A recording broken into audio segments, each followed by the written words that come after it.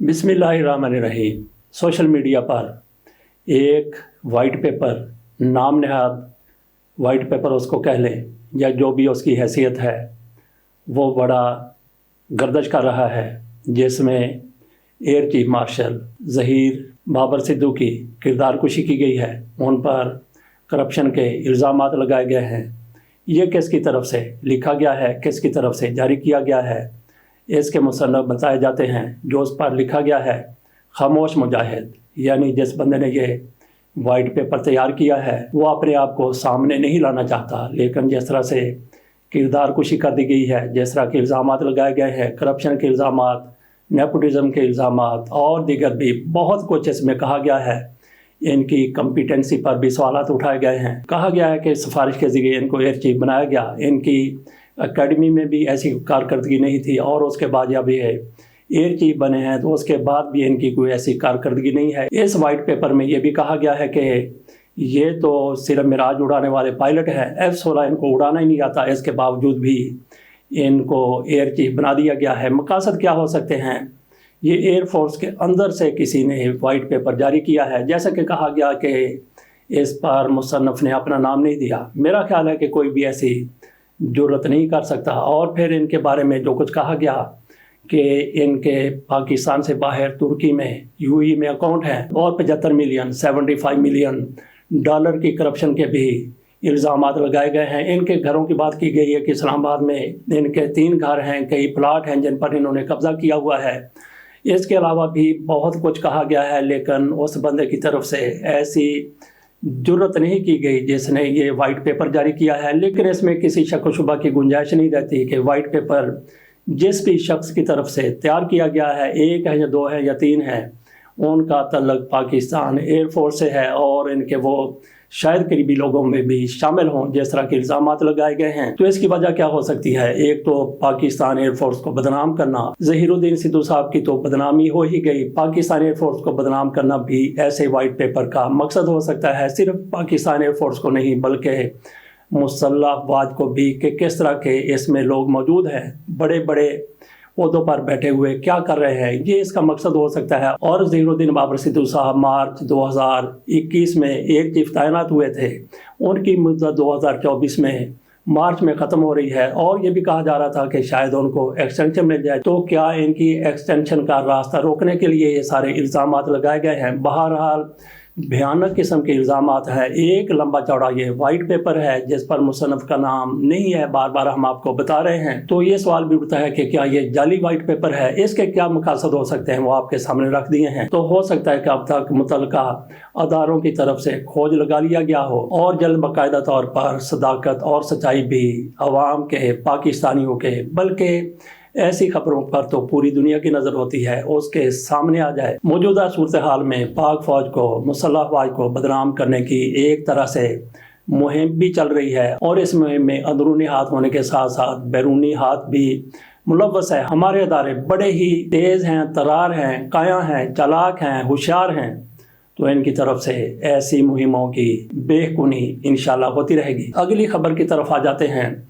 ये है जनाब काजी फैसल साहब का सुप्रीम जुडिशल काउंसिल, जिसमें जस्टिस तारक मसूद साहब और मुज़ाहिर अली नकवी साहब के खिलाफ रेफरेंस गया था। पहली समाअत के दौरान जनाब जस्टिस काजी फैसल साहब की तरफ से और बेंच में बैठे मौजूद लोगों की तरफ से, सुप्रीम जुडिशल काउंसिल की तरफ से तारक मसूद साहब को बेगुनाह करार दे दिया गया। कहा गया कि आमना मलिक की तरफ से जो इल्ज़ामात लगाए गए थे वो बिल्कुल लगव थे, गलत थे। तो तारक मसूद साहब के खिलाफ जो रेफरेंस था उसको उड़ा के रख दिया गया है। इसके बाद सवाल ये पैदा होता है कि आमना मलिक जिनकी तरफ से ये इल्ज़ामात लगाए गए थे उनके खिलाफ कार्रवाई होगी या नहीं होगी? अगर होगी तो कब होगी? इसके बारे में यही कहा गया है सुप्रीम जुडिशल काउंसिल की तरफ से कि आइंदा इनके खिलाफ भी कार्रवाई हो सकती है, लेकिन वक्त का तयन नहीं किया गया। उधर मुज़ाहिर अली अकबर नकवी साहब की तरफ से इसी सुप्रीम जुडिशल काउंसिल को घुम्मन घेरी में डाल दिया गया है। उनकी तरफ से वही कुछ कहा गया है जो कुछ काजी फैसल साहब की तरफ से अपने आप को रेफरेंस से बचाने के लिए कहा गया था, जो कुछ किया गया था। जिस तरह से वो सुप्रीम कोर्ट में चले गए थे, इसी तरह से मुज़ाहिर अली अकबर नकवी साहब भी सुप्रीम कोर्ट में जा रहे हैं। उन्होंने अपना जवाब जमा करवा दिया है और 4 तगड़े वकील भी उन्होंने का लिए हैं। इन वकला का तल्लुक पीटीआई से किस तरह से है, ये चारों के चारों इमरान खान के केसेस भी देख रहे हैं, पीटीआई के केसेस देख रहे हैं। एक तो मखदूम अली खान साहब हैं, वो अटॉर्नी जनरल पाकिस्तान के रह चुके हैं, अली जफर साहब हैं, ख्वाजा हारिस हैं और लतीफ़ खान खोसा हैं। बड़े तगड़े वकील कर लिए हैं। कुछ लोगों की तरफ से तो ये भी कहा गया है कि ये 12 करोड़ फीस लेने वाले लोग हैं। मुज़ाहिर अली अकबर नकवी साहब के पास इतनी रकम कहाँ से आई? उन पर तो चार्जेज ही ऐसे हैं कि उन्होंने किस तरह से 2 नंबरी की है। बहरहाल वो इल्ज़ामात हैं, चार्जेज हैं, उनका जवाब देने के लिए वो तैयार हैं या नहीं है। अगर वो बिल्कुल पाक हैं, साफ़ हैं, उन्होंने कभी करप्शन नहीं की, उन पर सारे इल्ज़ामात गलत हैं, झूठे हैं, तो फिर खम ठोंक कर सामने आ जाते क्या हैं। जो इल्ज़ामात हैं उनके मैं जवाब देता हूँ। बहरहाल उनको भी हक पहुँचता है कि अपना वो दिफा जिस तरह से करना चाहते हैं वो करें, तो वो भी हो सकता है खम ठोंक कर सामने आना चाहते हों। लेकिन उससे पहले उन्होंने कहा कि ज़ाब्ते की कार्रवाइयाँ पूरी की जाएँ। ज़ाब्ते की कार्रवाइयाँ पूरी करने के लिए ही वो सुप्रीम कोर्ट जा रहे हैं। आगे आगे देखते हैं कि क्या होता है। अब थोड़ी सी बात कर लेते हैं पंजाब हुकूमत की। पंजाब हुकूमत की तरफ से कहा गया है कि आज के बाद फ्यूल मोटरसाइकिल कोई भी सेल नहीं होगी। इसका मतलब यह है कि पंजाब में कोई भी ऐसी मोटर बाइक आज के बाद फरोख्त के लिए शोरूम पर दस्तयाब नहीं होंगी। जो पेट्रोल पे चलती हैं, आज के बाद अगर किसी ने मोटरसाइकिल खरीदनी है तो वो फिर इलेक्ट्रिक मोटरसाइकिल खरीद। इलेक्ट्रिक मोटरसाइकिल एक तो बड़ी एनर्जी के हिसाब से सस्ती पड़ती है, दूसरी इसकी पोल्यूशन नहीं होती। जिस तरह से आजकल स्मोक है, स्मोक को काउंटर करने के लिए एक तो टावर लगाए जा रहे हैं, दूसरे फिर धुआं छोड़ने वाली गाड़ियों के खिलाफ भी एक्शन लिया जा रहा है। तो मोटरसाइकिल की सेल इसीलिए बंद की गई है, फ्यूल वाली मोटरसाइकिल की, ताकि पोल्यूशन से बचा जा सके। एक तो मोटरसाइकिल जो इलेक्ट्रिक है, इसमें जो बिजली इस्तेमाल होगी उससे ये सस्ती तरीन सवारी साबित होगी। पहला मकसद तो इसका यही था कि इससे पॉल्यूशन ही होगी। लेकिन एक और बड़ा सवाल पैदा होता है कि ये सिलसिला कब तक चलेगा कि पाकिस्तान में फ्यूल वाली, पेट्रोल वाली मोटरसाइकिल नहीं सेल होगी। नाज़रीन, थोड़ा सा 2013 में चले जाएं, थोड़ा सा 13 के बाद पे आ जाएं। उन दिनों सीएनजी के लिए बाकायदा एक मुहिम चलाई जाती थी कि अपनी पेट्रोल की, डीजल की गाड़ियां सीएनजी पर करवा लें, क्योंकि ये बड़ा ही सस्ता फ्यूल है और इससे पॉल्यूशन भी नहीं होती, गंदगी भी नहीं होती। बड़ी मुहिम चलाई जा रही थी। लोगों ने धड़ाधड़ अपनी गाड़ियां पेट्रोल से सीएनजी पर करवा ली।